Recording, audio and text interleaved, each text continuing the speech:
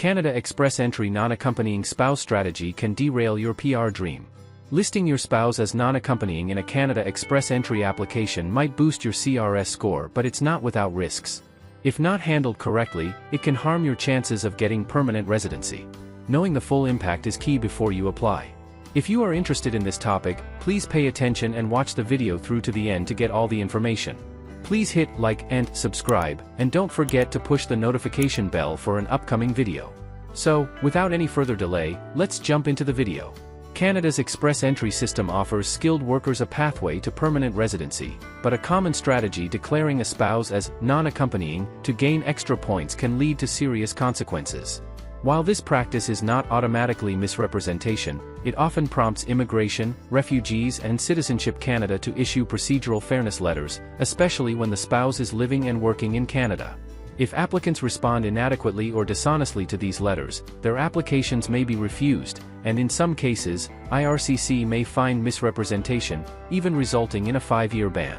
This video explores why IRCC is scrutinizing non-accompanying spouse declarations, specific scenarios triggering PFLs, real-life impacts, and practical steps to avoid pitfalls, drawing on insights from immigration experts. The non-accompanying spouse strategy in Express Entry. Express Entry ranks candidates using the comprehensive ranking system, which scores factors like age, education, language proficiency, and work experience. Single applicants may receive more points for these attributes compared to married applicants if their spouse's qualifications and language scores are not good enough. Married applicants can declare their spouse as non-accompanying, meaning they will not relocate to Canada as permanent residents, allowing assessment as a single applicant, which can add up to 40 CRS points. Since 2022, an influx of temporary residents has increased competition, raising CRS cutoff scores. IRCC's category-based draws for fields like French, healthcare, and STEM have made it harder for others to secure invitations to apply. While historically Express Entry candidates use the non-accompanying spouse option to boost their CRS score, as it is allowed legally.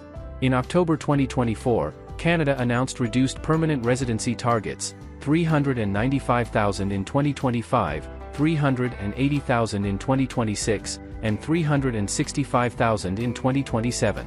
This has increasingly led many married applicants to declare spouses as non-accompanying to boost their chances, planning to sponsor them later, which has brought this loophole into IRCC's consideration.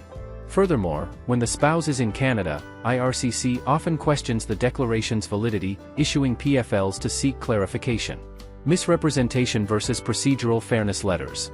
Under Section 40 of the Immigration and Refugee Protection Act, misrepresentation occurs when an applicant provides false information or withholds material facts that could affect an immigration decision, whether intentional or not.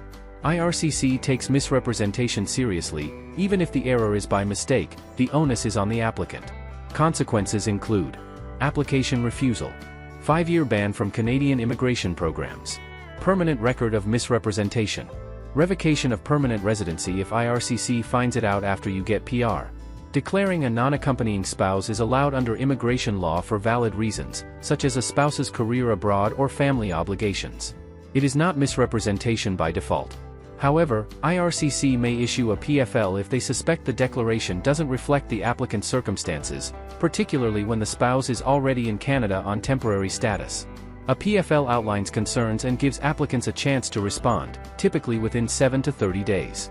If the response lacks clarity or evidence, IRCC may refuse the application.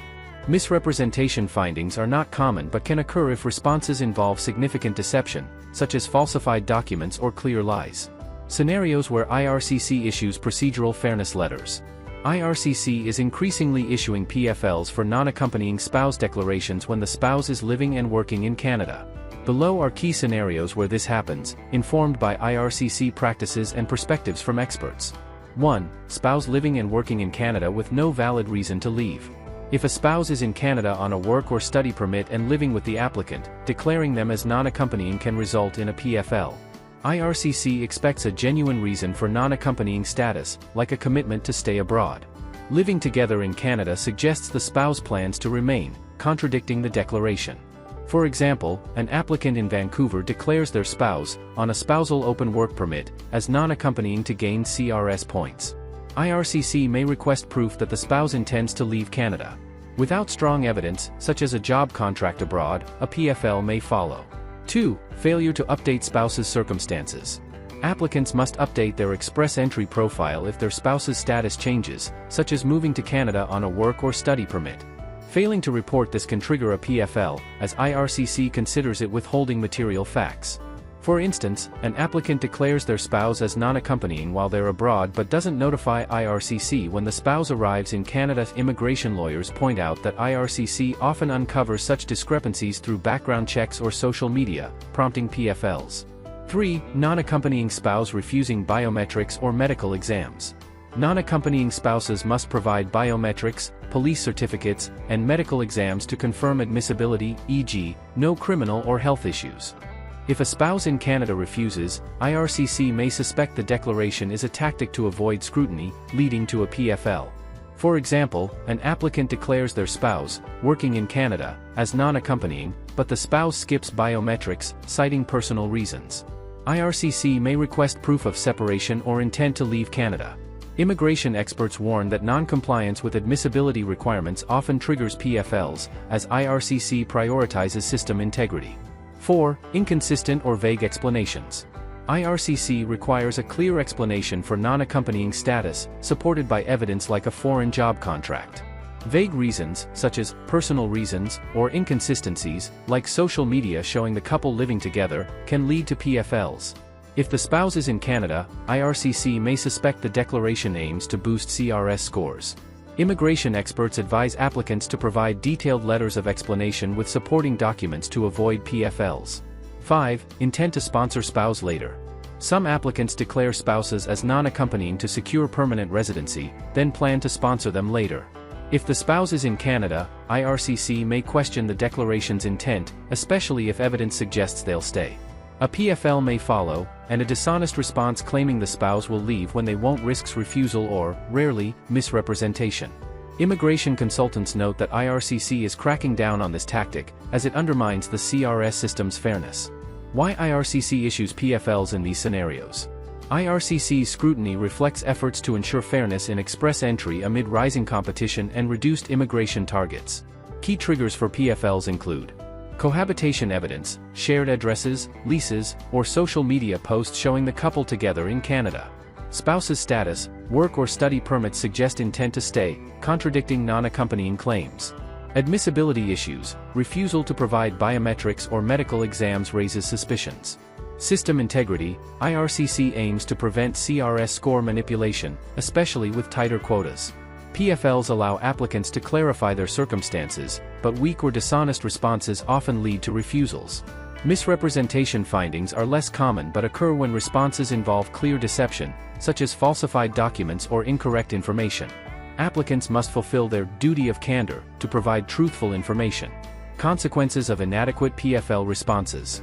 Failing to respond effectively to a PFL can have serious outcomes. Application refusal, the most common result when responses lack evidence or clarity. Misrepresentation finding, not common but possible if responses involve deception, triggering a 5-year ban and permanent record. Revocation of status, if misrepresentation is discovered after permanent residency is granted, it can be revoked. Emotional and financial impact, applicants face stress, lost fees, and disrupted plans. Expert insights, navigating the risks. Immigration professionals highlight the challenges of non-accompanying spouse declarations. Experienced licensed consultants argue that the practice is legitimate if disclosed transparently, but IRCC's focus on in-Canada spouses makes it risky. They advise clear explanations and evidence to avoid PFLs. Experts also describe such declarations as a minefield when spouses share an address, recommending thorough documentation. They also stress that PFL responses require extensive evidence and legal arguments, such as ordering global case management system notes to understand IRCC's concerns.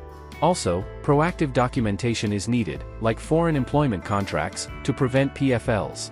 IRCC's use of social media and residency records makes honesty essential, and its position is clear. If a non-accompanying declaration is made to gain points while the spouse intends to stay in Canada, it may be flagged as misrepresentation if responses to PFLs are inadequate. How to avoid procedural fairness letters. To prevent PFLs and refusals, applicants should take these steps. Declare all family members, include non-accompanying spouses in your express entry profile with accurate details.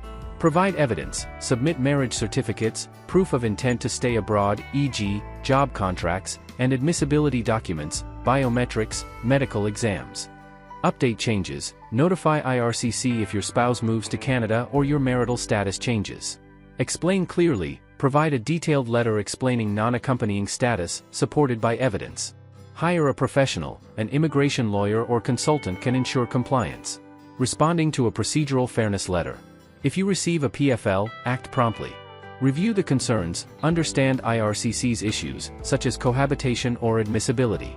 Gather evidence, provide documents proving your spouse's intent, like travel plans or foreign job offers. Ordering GCMS notes to clarify IRCC's concerns. Be honest, avoid false claims, as they risk misrepresentation findings. Seek legal help, a lawyer can craft a response with legal arguments and case law. Request an extension, if you need time to gather documents, ask IRCC for an extension. Consider withdrawal, in rare cases, withdrawing the application may avoid a ban, but consult a professional first. IRCC's crackdown aims to maintain fairness in express entry as competition rises and immigration targets shrink. However, unclear guidelines on non-accompanying spouses cause confusion. IRCC's strict approach may penalize honest applicants, calling for clearer policies. The surge in PFLs demonstrates the need for better applicant education to prevent unintentional errors. Declaring a non-accompanying spouse in express entry is allowed, but when the spouse is living and working in Canada, it may invite IRCC scrutiny. Procedural fairness letters are nowadays common, and inadequate or dishonest responses can lead to refusals or, rarely, misrepresentation findings with severe consequences. While listing your spouse as non-accompanying might offer a short-term advantage in points, it can create complications during later stages of the immigration process. Inconsistencies or future sponsorship intentions may raise red flags with IRCC. It's essential to be honest, well-prepared, and strategic. That is all for today, in this video. What are your thoughts on this? Please let us know in the comments section below. Thanks for watching the entire video. Hopefully, the information is useful to you. See you later, in the next video. Till then, take care.